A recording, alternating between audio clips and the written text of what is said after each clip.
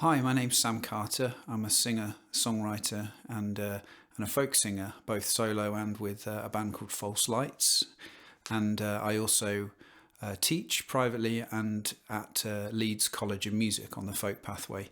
I just wanted to talk today a bit about songwriting, something very close to my heart. I just wanted to kind of highlight a few potential kind of stumbling blocks and how I've personally sort of dealt with those and got through them.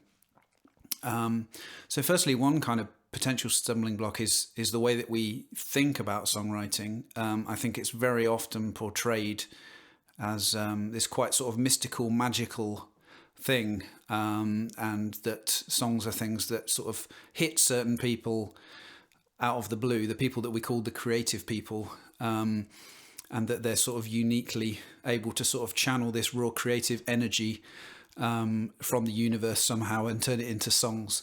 But I find it much more helpful to think of songwriting as a craft and something that you can work at, something that you can practice. We'd never expect to just be able to play an instrument without ever having picked it up before. But for some reason, we might start trying to write songs and not get anywhere, and think, "Oh, I'm not creative. I'm not a songwriter." But that, I think it's a mindset thing, really. If you think of it as a craft and something that you need to practice, then you're not surprised when the first thing you write isn't that great. So the first thing I would say is, expect it to be a difficult thing and a learning process. That's something that's worked for me. It's something that I do practice songwriting. I set myself kind of regular periods of time to work on it.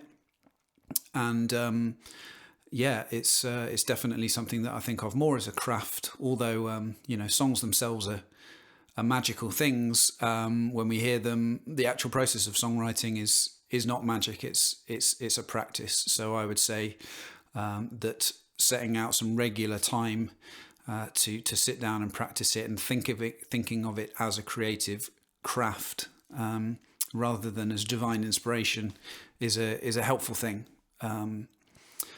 Secondly, I just want to talk a little bit about the blank page. So this kind of idea that where do ideas come from? We kind of sit down and we're confronted with this nothingness of the blank page. What do we do? Where do we start? The way that I personally deal with it is I never start with a blank page.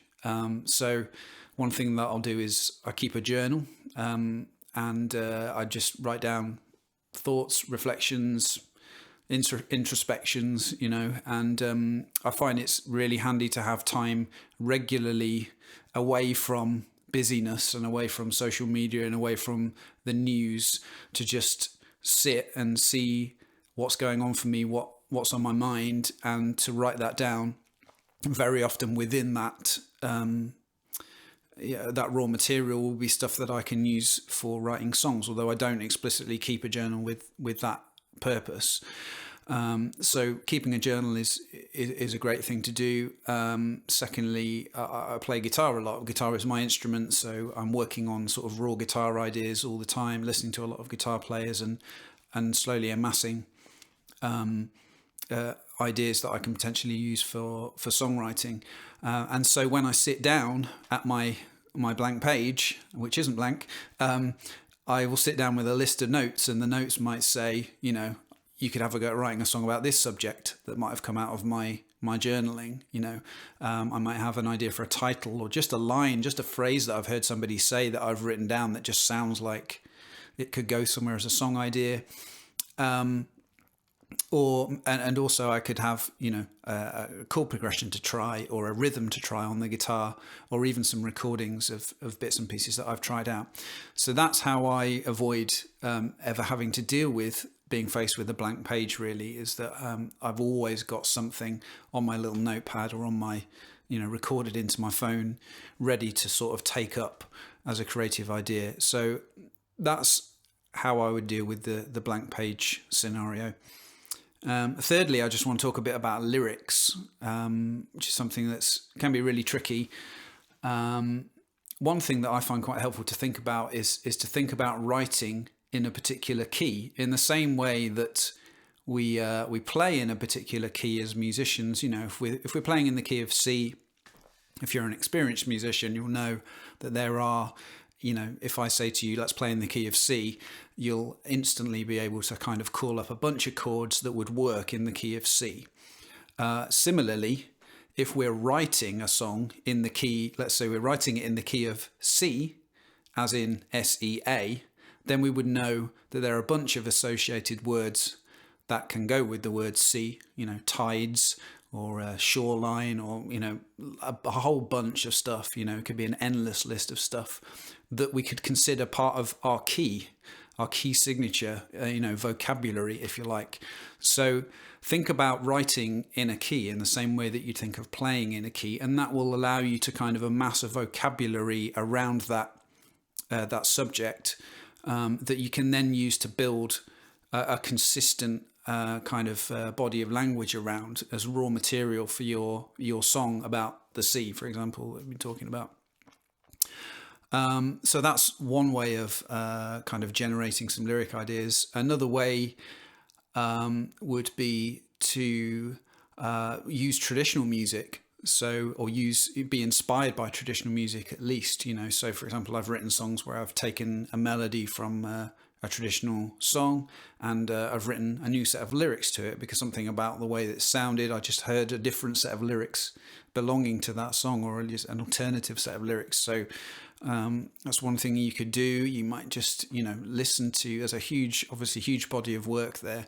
Listen to traditional singers and traditional songs. You might just be taking the meter from a particular song, or perhaps there's a particular mode that a song or a melody is written in, that you think to yourself, oh, I could try writing something in that mode. So yeah, harness traditional music and all its kind of riches in your original writing. It's totally fair game to do that, as far as I'm concerned. That's working with and taking forward the tradition. I would also say that, you know, as my fourth stumbling block that I'll highlight is what happens when we've been working on a certain idea for too long, a long period of time on our own, if you write on your own like I do, and you get to that point where you just sort of lose perspective on the idea. You're like, is this even good? I'm not really sure where I'm going with this. So my fourth kind of point would be to say the way we get over that is we, you know, don't work alone. I don't work alone ad infinitum. You know, once I've been working on a song idea for a while, I'll then play it to somebody. I've got trusted friends and some people in music and people outside of music. I think it's good to have both, because it's good to have a non-technical listen. You know, most of your listeners will not be musicians, so play it to people who aren't musicians necessarily, and get some feedback. You know, see what they think of it. See if they pick up on the same things that are perhaps bugging you about the song. You know, you might find that you know, the thing that was bugging you about it, most people don't even notice, but then there's something else that you haven't kind of made clear in the lyrics, or, you know, maybe you've, you know, kind of common things like you've just changed perspective halfway through and you've completely not realized that you've done that in the lyrics, for example. Loads of things that you could have missed just because you're too kind of close to it at a certain point. So yeah, don't work alone. That would be my last point. You know, get feedback and ask for help, and ask people to help you get perspective on your own writing. Okay, so I hope those 4 points are of use to you, and I hope you know, wish you well in your journey into songwriting and all its riches and frustrations. And yeah, I wish you all the best. Cheers.